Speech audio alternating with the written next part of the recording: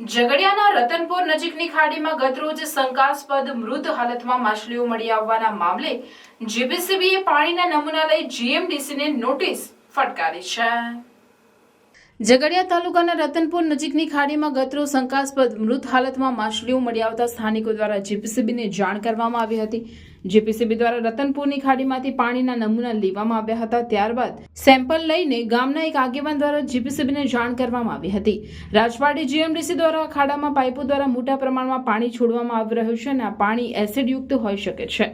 ત્યારબાદ જીપીસીબી દ્વારા સ્થળ તપાસ કરવામાં આવી અને પાણીના નમૂના ચેક કરવામાં આવતા પાણી શંકાસ્પદ જણાયું હતું। એવા પણ આક્ષેપ ગ્રામજનો દ્વારા કરવામાં આવી રહ્યા છે કે જીએમડીસી દ્વારા ખાડીમાં છોડવામાં આવેલ પાણી એસિડયુક્ત હોઈ શકે છે, જેના કારણે જ આ જળચર જીવોના મોત થયા છે તેવા આક્ષેપ કરવામાં આવ્યા હતા। ટેલિફોનિક વાત કરતા જીપીસીબીના અધિકારી દ્વારા જણાવવામાં આવ્યું હતું કે જીએમડીસી દ્વારા ખાડીમાં છોડવામાં આવેલા પાણીના નમૂના લઈ પીએચ પણ ચેક કરવામાં આવી હતી, જે શંકાસ્પદ જણાતા જીએમડીસીના અધિકારીઓને નોટિસ ફટકારવામાં આવી છે અને પાણી તાત્કાલિક બંધ કરવા જણાવ્યું હતું। ત્યારબાદ પાણીના જે પણ નમૂના લેવામાં આવ્યા છે એનો રિપોર્ટ આવ્યા બાદ જો આ પાણી શંકાસ્પદ જણાશે તો જીએમડીસી રાજપારડી પર આગળની કાર્યવાહી કરવામાં આવશે।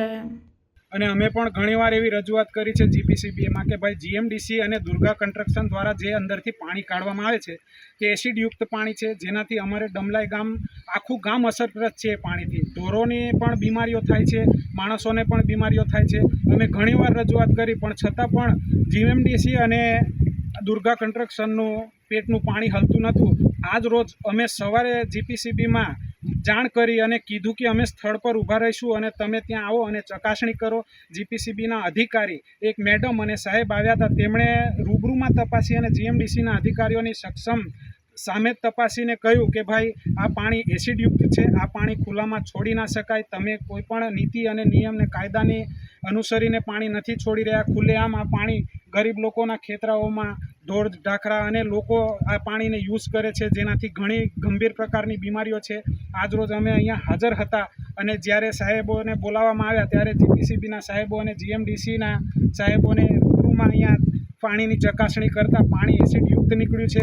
જીએમડીસી અને દુર્ગા કન્સ્ટ્રક્શનને જીપીસીબીને દ્વારા નોટિસ પણ આપવામાં આવી છે અને આ પાણી તાત્કાલિક ધોરણે અહીંયા અમે બંધ કરાવ્યું છે, જેથી આ પાણી આગળ જતું અટકશે અને વન્યજીવો અને લોકોને રાહત રહેશે।